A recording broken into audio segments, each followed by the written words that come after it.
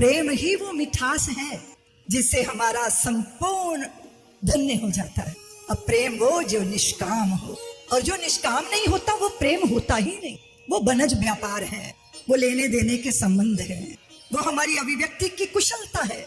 उससे धन आता है, पद आता है, प्रतिष्ठा आती है, जय जयकार आती है, पर धन्यता नहीं आती, परम प्रसन्नता नहीं आती। प्रेम के बाण पर पत्थर बांध दिए जाते हैं जब हम उसमें अपनी कामना को जोड़ देते हैं। एक साधारण व्यक्ति की कामना तो शुद्र ही होती, वो कामना भला श्रेष्ठ कैसे हो सकती है? वो कामना इंद्रियों की तृप्ति की होगी, मन के रंजन की होगी, या बुद्धि विलास की होगी। हम बहुत ज्यादा चीजों में नहीं उलझे हैं। हमारी काया उलझी है भूख और प्यास में, हमारा मन उलझा है शोक और मोह में, और कदाचित हमारे प्राण वो आबद्ध है जन्म और मरण के बीच में। बस ये 6 तरंगे हैं जो हमें उद्वेलित करती हैं, आंदोलित करती हैं, आलोड़ित करती हैं, सक्रिय करती हैं। लेकिन इनसे ज्यादा आगे बढ़कर हमारे प्राणों की, हमारी आत्मा की, हमारे अस्तित्व की प्यास है। इसलिए आप देखोगे कि पशु पक्षियों की योनि में बेचैनी नहीं है, बेचैनी मनुष्य में है। मनुष्य के अधूरापन उसको बेचैन किए, उसको व्याकुल की, और उस बेचैनी, उस व्याकुलता की तृप्ति को वो विविध तरह से पूरा करने का प्रयत्न करता है, किंतु वो प्रयत्न असफल ही होते हैं, असफल सिद्ध ही होते हैं। तो महापुरुषों का, संतों का, ऋषियों का मंतव्य जान लेना चाहिए।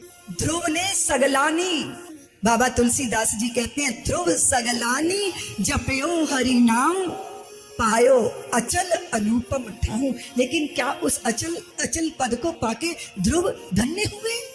36,000 वर्ष का राज्य करने का अवसर मिला, लेकिन अंत तो गतवा उनको ये लगा जब भगवान मिले थे तो मैंने उनसे उन्हीं को क्यों नहीं मांग लिया, मैंने क्यों मांगा कोई अचल पद, मैंने क्यों की जगत की कामना। उस जगत की कामना के चक्कर में मुझे हजारों वर्ष इन पीड़ाओं को, इन उद्वेलनों को झेलना पड़ा। मैंने क्यों की ये कामना? उनको पश्चाताप हुआ। कदाचित परमात्मा को पाके तो फिर मेरी दृष्टि किसी और की तरफ नहीं होनी चाहिए थी ना। लेकिन जब मन अपमान से आहत हो, चित्त में ग्लानि भरी हो, तब व्यक्ति चाहे तपस्वी हो जाए पर उसकी बुद्धि शिथिल हो जाती है, उसकी बुद्धि का विवेक शिथिल हो जाता है। इसीलिए ध्रुव को प्रभु मिले, पर प्रभु से प्रभु को न मांगा, प्रभु से संसार मांग लिया, और हजारों वर्ष की सुख दुख लाभ हानि हर्ष विषाद युद्धों की प्रताड़ना में से गुजरते रहना पड़ा। किंतु भगवान का दर्शन व्यर्थ तो नहीं जाएगा ना, निरर्थक तो नहीं जाएगा ना। मृत्यु के सर पे पांव रख के वो भगवान के द्वारा भेजे गए विमान पर आरूढ़ हुए थे ध्रुव जी महाराज। उस विमान में बैठे बैठे उनके चित्त में एक प्रश्न पैदा हो गया, जो उन्होंने पार्षदों से पूछ लिया कि मैं इसीलिए व्याकुल बेचैन हूं, मुझे लगता है कि मुझे सतमार्ग पर लाने वाली मेरी माँ की दशा क्या हुई होगी, उसकी गति क्या हुई होगी, मेरी माँ कहाँ पर। तो भगवान के पार्षदों ने कहा कि ध्रुव, आपकी बात साधारण तो नहीं थी ना। सुनीति क्या नाम है, आप सब जानती हो देवियों और सज्जनों। नीति के बिना न घर चल पाता है, न संस्थाएं चल पाती हैं, न संस्थान चल पाते हैं। परिवार में भी एक नीति चाहिए होती है, वहां भी एक नियमन चाहिए होता है, वहां भी सबको निश्चय करना पड़ता है कि प्रत्येक व्यक्ति की जिम्मेदारी है कि उसके माथे पे परिश्रम का पसीना आए। प्रत्येक व्यक्ति की जिम्मेदारी है कि वो कर्तव्य करे, उसे नीति के मार्ग पर चलना होगा। और अगर आप नदी भी हैं, अगर आप कोई नदी का प्रवाह है, और अगर वो नीति के किनारों से बंध के नहीं चलेगी तो क्या होगा उस नदी का? क्या वो कभी सागर को मिल पाएगी? वो नदी जो अथाह जल राशि अपने भीतर समेटे हुए जोश खरोश के साथ, उत्साह उमंग के साथ आगे बढ़ी चली जाती है, उसको मर्यादाओं के किनारों का सम्मान करना पड़ता है। और अगर वो किनारे तोड़ती है, अगर तटबंधों को बिखेर देती है, तो वो नदी नहीं कहलाती, फिर वो बाढ़ कहलाती है। फिर वो सारे गांव को नष्ट करती हुई, डबोती हुई, मृत्यु का तांडव करती हुई उन्हीं खंडहरों में, उस सृजन को जो खंडहर बना देती है उसी में समा जाती है।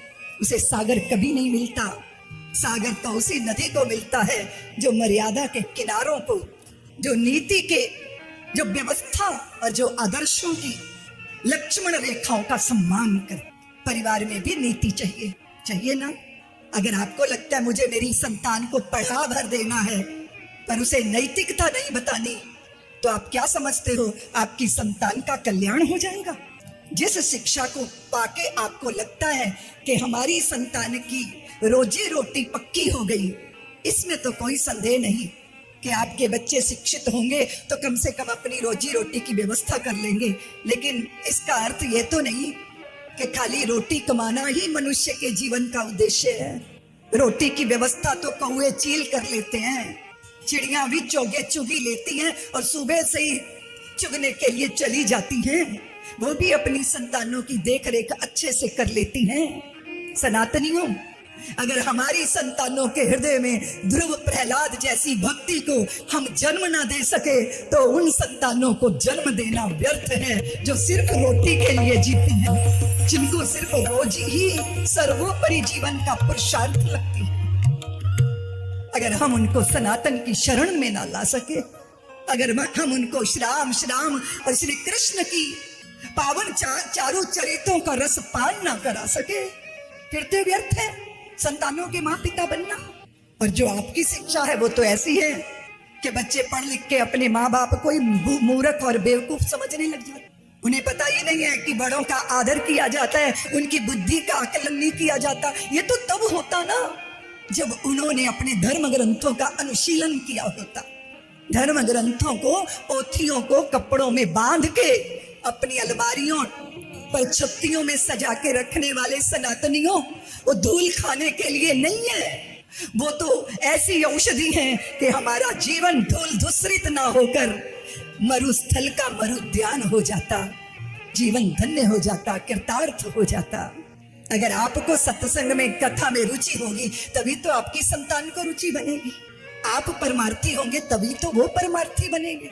इसीलिए नीति के मार्ग पर मुझे आज ही एक लड़का मिला, उसने कहा दीदी माँ हमारा समाज लव जिहाद का शिकार है। हमारी संतानें, उन्हें पता ही नहीं कि कोरा मन और कोरा तन लेकर अग्नि की साक्षी में जिस जीवन साथी को स्वीकार किया जाता है उसके साथ फिर कोई दगेबाजी, कोई ठगी नहीं हो सकती। उसके पहले किसी पुरुष का चिंतन करना या किसी स्त्री का चिंतन करना हमारे लिए, हमारे धर्म ने महापाप कहा है। अग्नि की साक्षी में कोरा तन कोरा मन लेकर कोरे कपड़े की तरह कोरा जीवन, और अगर ऐसा नहीं है तो फिर दुर्दशा है। फिर दोनों लोक बिगड़ेंगे, फिर लोक भी बिगड़ेगा पर लोक भी बिगड़ेगा। तो अब हम किस किस को कहें कि भाई कांटे बीचे हैं, कांटे बीचे हैं। कांटे कोई बीन नहीं पा रहा, कांटे तो बीचे हैं, लेकिन उन कांटों के जंगल में, उन झाड़ियों जखाड़ों में, वो जटिल झाड़ियों के बीच में अगर नीति वान होकर, अगर मर्यादा की पनाही पहनकर जाओगे ना, अगर आपके पास मर्यादा का कवच होगा ना, घायल नहीं होगे। इसीलिए नीति, मर्यादा, आदर्शों पर जीवन। इसलिए कोई भी नदी अगर सागर को पाना चाहती है, अगर हमारे जीवन की नदी परमात्मा रूपी महासागर में मिलन करना चाहती है, तो धर्म ग्रंथों की दी मर्यादा के किनारों को सम्मान देना सीखना होगा। तो जिस माँ ने नीति में जीना सिखाया, जिस माँ ने परम पिता की गोद में बैठने का तप करके अवसर दे दिया, दृष्टि दे दी, वो आपकी माँ कहाँ होगी? आप तो विमान में पीछे बैठ के चल रहे हो, आपकी माता तो आगे आगे विमान में बैठी वैकुंठ के लिए अग्रसर है। और ध्रुव जी, जिस कुल में भक्त का जन्म हो जाता है उसके साथ नहीं 21 कुलों का उद्धार हो जाता है। उसके पितर लोक में नृत्य करते हैं। आप यहाँ कथा में आके बैठ गए तो आप ही तो नहीं आनंदित हो? आपके पितर भी पितरलोक में आनंदित हैं कि मेरा आत्मज, मेरा वंशज, मेरी परंपरा का संवाहक आज श्रीमद् भागवत महापुराण की कथा श्रवण कर रहा है और हमारा उद्धार हो रहा है। वो भी धन्य है, उनके आशीर्वाद और पितरों के आशीर्वाद के बिना आपका जीवन सफल नहीं हो सकता, भले ही जितना मर्जी परिश्रम करो। बहुत अद्भुत कथा में निवेदन कर रही थी कि इस कथा से हमें दृष्टि मिलती है और स्मरण आता है कि कदाचित कभी ईश्वर कहे मांग लो तो हम कहे नहीं प्रभु, जैसे स्वामी राम ने कहा था, इश्क एक तरफा में यूं मसरूर हो जाऊंगा मैं, राम तुम होगे क्षमा काफूर हो जाऊंगा मैं तुम्हें चाहूं तो चाहूं तुम न मुझको चाहना, तूने अगर चाहा मुझे मगरूर हो जाऊंगा मैं तुम्हें देखूं तो देखूं तुम न मुझको देखना, तूने अगर देखा मुझे मशहूर हो जाऊंगा मैं अगर मांगू कभी तो कुछ न देना तुम मुझे, वरना फिर प्रेमी नहीं मजदूर हो जाऊंगा मैं, इश्क एक तरफा में यूं मशहूर हो जाऊंगा। कदाचित अगर आपको लगता है कि बहुत सारी उपलब्धियां मुझे धन्य कर देंगी, नहीं नहीं नहीं नहीं, जीवन के आखिरी समय में आप भी ध्रुव जैसा ही अनुभव करेंगे कि जो भी पा लिया, जो भी पुरुषार्थ किए, उसने आंतरिक रूप से हमें कोई धन्यता नहीं दी। इसलिए निष्काम प्रेम भक्ति कहलाता, और वासना से युक्त प्रेम नहीं है, प्रेम के नाम की बदनामी है। इसलिए वासना मुक्त, कामना मुक्त, ऐशनाओं से मुक्त। और वैसे भी छोटा सा एक्सपेरिमेंट कर लो, तुम्हें कहीं जाने की बहुत चटपटी लगी है, तुम्हारी मनचाही फिल्म, सासू माँ ने मना कर दिया जा नहीं सकती, आज बहुत सारे मेहमान घर में आने वाले हैं, तुम्हारी सहेलियां गई हैं, तुम्हारा मन उनके साथ साथ गया है, अब तुम छटपटा रही हो कि बहुत विचित्र हैंगे, इनके मेहमान भी तभी आने होते हैं जब मेरी कहीं जाने की योजना बनती है। अब ये सब सोचकर आपको अपना चित्त जलाना चाहिए या फिर उस इच्छा का त्याग कर देना चाहिए। और मेरे अनुभव से मैं आपको सत्य कहूं, इच्छा की पूर्ति में वो सुख नहीं मिलता जो इच्छा के त्याग में सुख मिलता है। इसलिए इच्छाओं का त्याग ही कर देना चाहिए और हृदय निर्मुक्त विनिर्मुक्त हमने अपने जीवन में अनुभव किया। हम तो बहुत छोटी उम्र में गुरुजी के पास साधु बनने आ गए। 15 साल की मेरी आयु थी हरिद्वार में। अब कुछ भी हो, छोटी आयु तो वही बुद्धि होती है। हमारा आश्रम अखंड परम धाम हरिद्वार में, तो वहां साधना शिविर लगता, पूरे भारत से साधक वहां पर साधना के लिए आते। कुछ वहां यात्री भी आके रुकते जिनको 4 धाम की यात्रा करनी होती। अब वो 4 धाम की यात्रा पे जा रहे हैं, 4 धाम की यात्रा पे जा रहे हैं। हमको भी बहुत लगन लगी कि हमको यात्रा में जाना है। हम सेवा में थे, गुरुदेव से बहुत संकोच, कैसे पूछे। हमने कहा गुरुदेव हमको बद्रीनाथ जाना है, हमको केदारनाथ जाना है।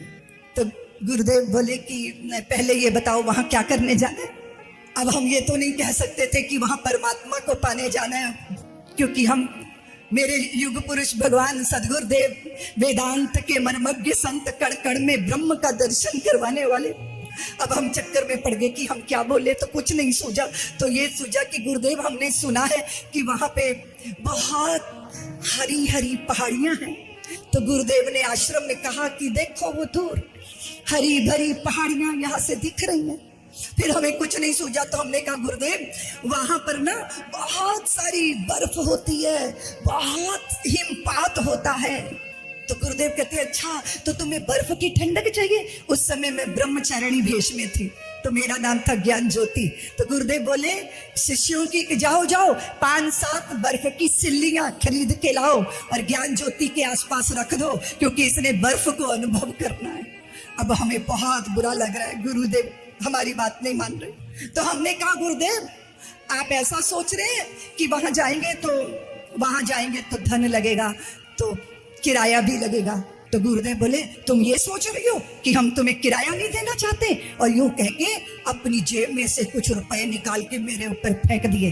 बोले लो किराया लो। अब हम तब भी नहीं समझे, क्योंकि बचपना था ना, जल्दी से पैसे समेट लिए, थैले में कपड़े डाल लिए और चल दिए उन यात्रियों के साथ। अनजान लोग वो। और जैसे ही ऋषिकेश पहुंचे तो वहां अनाउंसमेंट हो रही थी कि आगे पहाड़ियां गिर गई हैं, 10 दिन तक कोई बस आगे नहीं जाएगी। अब हम वहां बैठे हैं और वो जो यात्री थे वो गंगा जी नहा रहे, कुछ मंदिरों में जा रहे। हम वहां सीढ़ियों पे बैठे, एक अंजलि पानी गंगा जी का लेने का मन नहीं किया। समझ में आ गया कि गुरु जी की इच्छा का ख्याल हमने लौट आए हम। अब हमें शर्म आए, नाक थी ना बड़ी। अब हम वहां गली में बैठे हैं, आश्रम में नहीं जा रहे। साधुओं ने जाके कहा कि गुरुदेव वो ज्ञान ज्योति तो वहां पुलिया पे बैठी है। मेरे गुरुदेव परम दयालु करुणावान, जैसे माँ होती है ना ऐसे खटपट खड़ाओं उनकी बजी और वो खड़ाओं पहने चरणों में दौड़ चले आ रहे हैं सड़क पर। और फिर आके मुझे बोले, आ जाओ ज्योति आ जाओ। लौट के बुद्धू घर को आए। मैंने इस घटना के बाद निश्चय किया कि गुरु जी की जो इच्छा नहीं होगी उसे जीवन में कभी नहीं सोचना। वो चाहे सत्कर्म ही क्यों ना हो, जब तक बड़ों के आशीर्वाद नहीं मिलते तब तक वो सत्कर्म भी कभी पूरा नहीं हो सकता। तब समझ में आया कि आज्ञा समना सुसाहिब सेवा। तुम भी दोहरा लो, आज्ञा समना, बोलो आज्ञा समना सुसाहिब, बोलो। आसान है पानी पिला देना, आसान है भोजन करा देना, आसान है कपड़े धो देना, लेकिन आसान नहीं होता अपने मन को मार के अपने बड़ों की आज्ञा के अनुसार चलना। और यही है सबसे बड़ा तप। और यह जो तप कर लेता है उसका जीवन धन्य हो जाता है, कृतार्थ हो जाता है। इसलिए ये मत कहना देवियों कि कोई ग्रंथ पढ़ने को नहीं मिला। जिंदगी भी ग्रंथ से कम नहीं है, ये भी एक पाठशाला ही है जिसमें अच्छे अच्छे जिंदगी के अनुभव हमें बहुत बना देते हैं, बहुत सुंदर से गढ़ देते हैं, हमारा निर्माण कर देते हैं।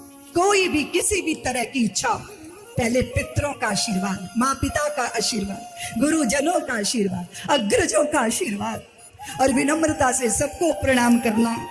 और कदाचित कभी अवसर मिले, हमने बहुत सारी ध्रुव जी महाराज जिनका उद्धार हुआ, उनके बहुत सारे उनकी जो परंपरा में राजा महाराजा हुए, बेन की एक कथा आती है। बहुत ही ज्यादा दुष्ट प्रकृति का वो व्यक्ति, संतों ने एक साथ हुंकार भरी, उसके शरीर का पात हो गया और उसके शरीर के ही मंथन से पृथ्वी जी महाराज का प्रादुर्भाव हुआ, जिन्होंने पृथ्वी पे भारी श्रम किया और इसीलिए धरती पृथ्वी जी के कारण पृथ्वी कहलाई। ऐसे पृथ्वी जी महाराज की हम जय जयकार करते हैं। पुरंजन आख्यान आता है आगे। देव ऋषि नारद ने प्रचेताओं की, प्रियव्रत की, आग्नेत्र की, नाभि की, ऋषभ की, भरत जी महाराज की कथाएं आती हैं। आप सब जानते हो कि ये पूरी सूर्य वंश की, जो चंद्र वंश की, ऋषि वंश की परंपरा है, उनके एक एक व्यक्तित्व का अगर आप उनके चारों चरित्रों का चिंतन भी कर लो, चिंतन भर कर लो, उतने भर से जीवन धन्य हो जाता। भरत जी महाराज, ऋषभ देव जी के घर में जिनका प्रादुर्भाव हुआ, ऋषभ देव जी वो जिनसे जैन संस्कृति का प्रादुर्भाव हुआ। सारी संस्कृतियां, सारा धर्म पंथ, ये जो शाखा एक शाखा ये है, एक शाखा वो है, लेकिन जब देखोगे तो जड़ एक ही है। इसीलिए भारतीयों को कहा जाता है कि ये जो श्रमण संस्कृति है, ये जो ब्राह्मण संस्कृति है, ये एक संस्कृति कहती है कि अपने आप को इतना शुद्ध कर लो कि परमात्मा का साक्षात्कार हो जाए, और एक संस्कृति कहती है प्रार्थना में इतने उतर जाओ कि आपकी प्रार्थना से विवश होकर भगवान को अपना दर्शन देना पड़े।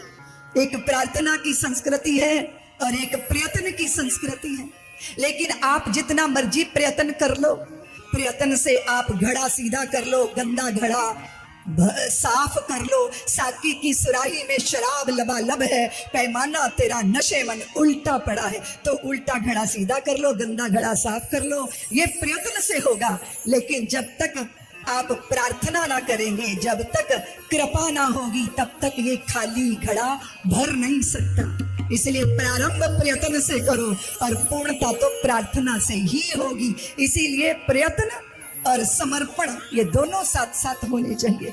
जीवन भर का सुवर्ण देकर भी करता मन, दे दूं कुछ और अभी तने अंगीकार करो, मन स्वीकार करो, लोभ मोह छोह लेकर प्राण निर्विकार करो, प्रतिपल प्रतियाम दूं, सवेरे दूं शाम दूं, जप तप पूजा प्रशमन देकर भी करता मन, दे दूं कुछ और अभी भक्ति भाव अर्जन लो, शक्ति साध सर्जन लो, अर्पित है अंतर मन, अहम का विसर्जन लो, स्वप्न ले लो, जागरण ले लो, चिर संचित श्रम साधन देकर भी करता मन, दे दूं कुछ और अभी। यह है समर्पण, जिसमें सबसे पहले अपने अहम का तर्पण किया जाता है, अपने अहम को अर्पित किया जाता है। भरत जी महाराज इतने बड़े सम्राट होने के बाद भी पुत्र पुत्रियों को अपनी राज्यश्री देकर विरक्त होकर निकले। हमारे यहाँ आश्रमों में जीवन को बांधा गया है। 25 साल ब्रह्मचारी, 25 साल गृहस्थी, फिर वानप्रस्थी, उसके बाद सन्यासी। ये आश्रम व्यवस्था है हमारी। अब तो 25 साल ब्रह्मचर्य का तो सवाल ही, बात क्या करूं। 30 साल 35 साल में शादियां ब्याह करते हैं सनातनियों की संतानें। 60 साल के बाद घर से बाहर आओ, लेकिन ऐसा कहीं हो नहीं पाता। नहीं तो 60 साल का बुजुर्ग 8 साल के व्यक्ति को लेके बैठता था, 8 साल के बच्चे को। हमारे यहाँ शिक्षा, चिकित्सा, मनोरंजन, भोजन और रहने की छत कभी व्यापार नहीं होती थी, ये सबको उपलब्ध होता था। 60 साल कमाई के 60 साल के बाद अगर आप चिकित्सक हो, अगर आप शिक्षक हो, अगर आप किसी भी क्षेत्र में आपकी कोई पारंगता है, तो आप उस सारी अपनी योग्यता का योगदान समाज को बिना किसी लाभ के देंगे। ऐसी भारत की व्यवस्था होती। अभी भी बहुत सारी संस्थाएं देश में काम करती हैं। राष्ट्रीय स्वयंसेवक संघ जैसी संस्था, जिसकी टकसाल में से हमें प्रधानमंत्री मिले, हमारे नरेंद्र भाई। और आज तालियां बजा लो, क्योंकि अयोध्या में धर्म ध्वजा फहरा गई है। वो धर्म ध्वजा जिसमें वट वृक्ष अंकित है, ओम शब्द अंकित है। 500 साल बाद आज धर्म ध्वजा अयोध्या में फहराई है। आपकी ताली में दम नहीं है? बोलिए जय श्री राम, जय श्री राम, जय श्री राम, जय श्री राम।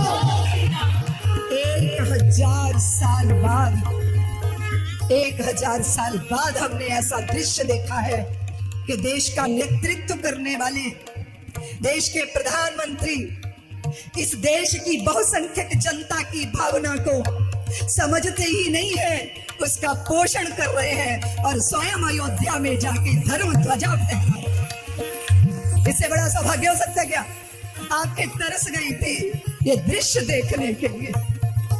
हम हमेशा गलियों में घूमते एक ही बात कहते थे कि हम शिव के सुत कार्तिक हैं, क्रीड़ांगन कैलाश है, देवों का सेनापति बनना ये अपना इतिहास है। पंचशील का इस जग को देते आए उपदेश है, संयम से रहते आए हैं, सहते आए कलेश है, किंतु नहीं छोड़ा है हमने साहस शर संतान का। शीश नहीं झुकने देंगे हम भारत राष्ट्र महान का। आज ये निश्चय हो गया, आज ये तय हो गया। निश्चित रूप से बाधाओं को दूर करके, प्रतिकूलताओं के बीच में, और जब जनता का तब साथ में होता है, जब जनता की एक निष्ठ भक्ति साथ में होती है, तो यह दृश्य देखने को मिलता है। कल हमने देखा था कि कल 24 नवंबर को भारत भारत बना रहे, इसके लिए एक 9 वर्ष का पुत्र अपने पिता को कहता है, पिताजी धर्म की रक्षा के लिए बलिदान जरूरी है, और आपसे बढ़कर वो कौन होगा जो बलिदान दे सके। वो 9 वर्ष के पुत्र थे सच्चे पातशाह गुरु गोविंद सिंह, और उनके पिता हिंद की चादर गुरु तेग बहादुर, जिन्होंने इसी दिल्ली की चांदनी चौक में अपने बलिदान को स्वीकार किया, पर भारत के धर्म पर आंच नहीं आने दी। आरों से चिराए गए, आग में तपाए गए, प्रतीक्षा झेली, तप झेला। भारत की देवियों ने, राजस्थान की देवियों ने जौहर की आग में स्नान किया। एक एक मोमबत्ती का बूंद भी हाथ में गिर जाती है ना, तो तुम तड़फड़ा जाती हो। धन्य है वो स्त्रियां जिन्होंने अपने शील की रक्षा के लिए आग की चादर ओढ़ ली, अग्नि में स्नान किया, अपने शरीर को अग्नि में भस्म किया, क्योंकि उन्हें पता था कि हम जिन पापियों से घिरे हुए हैं वो लाशों से भी बलात्कार करते हैं। ऐसे पापियों को हमारा शरीर भी नहीं दिखना चाहिए, वो एक भस्म की ढेर बन जाना चाहिए। यह संकल्प भारत की नारी जो इसलिए इस राष्ट्र को बनाए रखने के लिए कोई एक बलिदान नहीं है, बलिदानों की श्रृंखलाएं हैं। और मैं आपसे निवेदन करना चाहती हूँ कि अपनी उज्जवल परंपरा का स्मरण जब आप रखोगे ना देवियों, आपकी संतानों को पता चलेगा, उन्हें पता होना चाहिए ये भारत की भूमि, संपूर्ण भारत की भूमि हम मंदिर जाते हैं, वहां गंदगी करना उचित नहीं होता, पर हमारे लिए तो पूरी भारत की भूमि मंदिर है। इस राष्ट्र की वसुंधरा को अक्षुण्ण बनाए रखने के लिए तुम्हारे कन्हैया रणछोड़ राय नाम तो है उनका, पर बहुत सारे रणों को उन्होंने निमंत्रण दिया था। ये भारत की भूमि क्या है? ये पुण्य भूमि, शूरों को, वीरों को, भक्तों को, त्यागियों तितिक्षुओं को जन्म देने वाली भूमि। ये केसर भी क्यारियों को केसर ही नहीं देती, ये धर्म को भी जब जब जरूरत होती है तो राघव के रणंजय और माधव के धनंजय बनकर हम सीना तान कर खड़े हो जाते हैं अपने राष्ट्र के लिए, अपने धर्म के लिए। इसलिए प्रणाम करो इस भूमि को। सारे संसार में घूम के आओगे ना तो देवियों तुम्हारा जैसा स्वरूप किसी स्त्री में दिखाई देता नहीं। तुम व्रतों से, उपवासों से अपने तप को निश्चित करती हो, और तुम्हारे व्रत उपवास तुम्हारे कुल के उत्कर्ष के लिए होते। तुम जब माथा ढक के शीश पर जल का कलश रख लेती हो ना, तो ब्रह्मा विष्णु महेश तुम्हारे शीश पर आकर विराजमान हो जाते हैं। भारत की पावन संस्कृति, ये सुनीति जैसी देवियां ध्रुवों जैसे पुत्रों की माता बनती हैं। सौमित्र किसी सुमित्रा की गोद में ही आते हैं। राम को आना है तो कौशल्या के बिना ये संभव नहीं है देवियों। इसलिए मैं हमेशा, लोग मुझे कहते हैं दीदी माँ तुम जब कथा करती हो तो ज्यादा देखती हो देवियों की तरफ, फिर देवियां देवियां कहती रहती हो। मैंने कहा भारत अगर भारत है तो भारत की नारियों के त्याग और तप के कारण भारत की स्त्री अगर किसी राक्षस के घर में भी चली गई ना तो अपने सत के बल पर वहां भी प्रहलाद जैसे भक्त को जन्म देने की सामर्थ्य रखती है। इसलिए हम बार बार स्मरण करते हैं, मेरी भारत भूमि क्या है? भूमि मंदिर है, मेरी मातृभूमि मंदिर है। सभी गाइए, इस भूमि की महिमा को समझिए। और जो प्रदूषण हम कर रहे हैं वो चाहे नदियों का हो। अभी हम गीत गा रहे थे कि श्याम सुंदर तुम राधा के साथ कालिंदी के तटों पर विहरण करो, लेकिन वो कालिंदी तो आज स्वयं तरस रही है कि मेरे भक्त मेरा उद्धार करें। और जिम्मेदारी किसकी है? जिम्मेदारी किसकी है दिल्ली वालों? कालिंदी की निर्मलता की जिम्मेदारी कौन गारंटी बनेगा दिल्ली वालों? बोलो ना, हाथ खड़ा करके बोलो ना, बोलो ना, तुम बोलो कि जब मथुरा वृंदावन में संत यमुना जी में आचमन करेंगे तो वो धारा निर्मल भी होगी, वो स्वच्छ भी होगी और वो अविरल भी होगी। और दिल्ली वाले इसकी गारंटी लेते हैं। ये जिम्मेदारी सरकार की है, ये जिम्मेदारी समाज की है। और वो गंदे नाले जो यमुना जी में गिर रहे हैं उसको बंद करने के लिए तुम आंदोलित हो। तुम्हारा मन व्याकुल होना चाहिए, तुम्हारा मन ऐसे व्याकुल होना चाहिए जैसे किसी माता के आंचल में 16 वर्ष का लड़का मलमूत्र कर दे तो तुम व्याकुल हो जाओगे। ऐसे ही अपनी उस माँ का आंचल साफ करो ना, तब होगा जब इस धरती को पुण्य भूमि मंदिर मानो। मेरी मातृभूमि मंदिर है, मेरी मातृभूमि मंदिर है, मेरी मातृभूमि मंदिर है। श्रीत हिमालय श्रृंग बना है, श्रीत हिमालय श्रृंग बना। एक कंठ गूंजना चाहिए। मैं कभी आग्रह नहीं करती भाइयों से कि तुम गाओ, तुम्हें संकोच होता है, पर आज तो अपनी माँ के लिए गाओ, आज तो माँ भारती के लिए गाओ। आज तो वो जो धर्म ध्वजा फहराई है वो युगों युगों तक ऐसे ही फहराएगी। इसके लिए संकल्पबद्ध हो जाओ। दोबारा हम पराभवी युग का अपने धरती पर सहन नहीं करेंगे, ऐसा निश्चय करके गुनगुनाओ। मेरी मातृभूमि मंदिर है, मेरी मातृभूमि मंदिर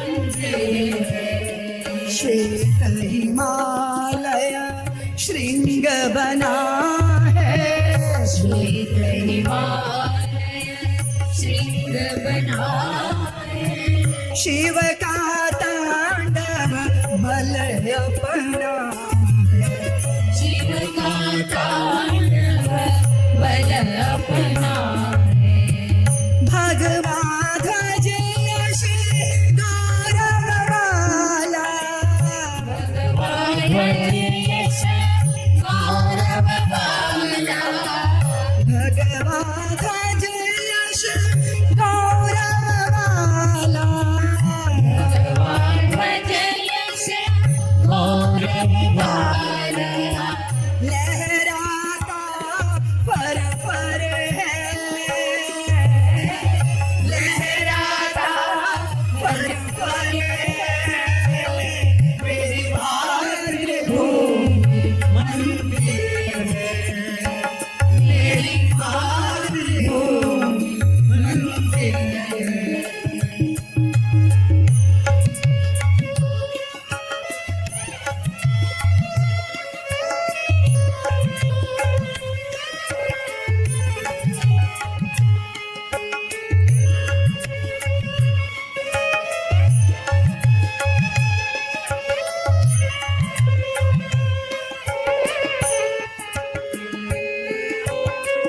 सूर्य और तुलसी से गायक सूर्य और तुलसी से गायक सूर्य और तुलसी से गायक सूर्य और तुलसी से गायक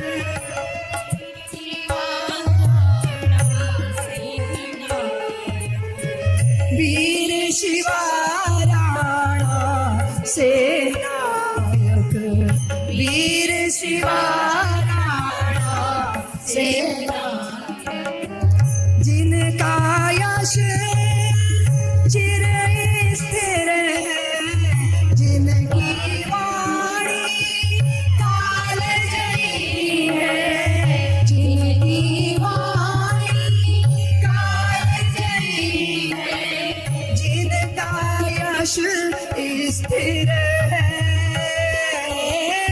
जिनका यश चिर स्थिर है मेरी मातृभूमि मंदिर है मेरी मातृभूमि मंदिर है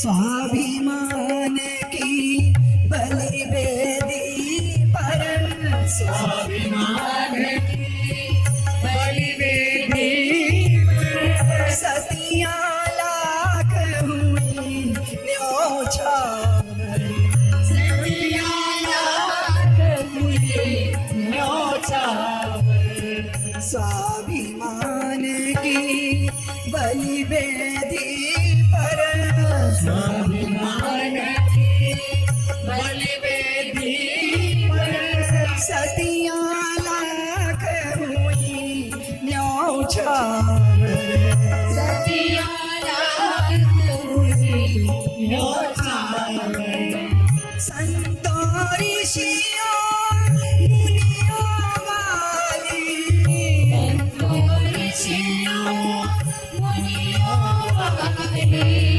भारत भूमि मीर है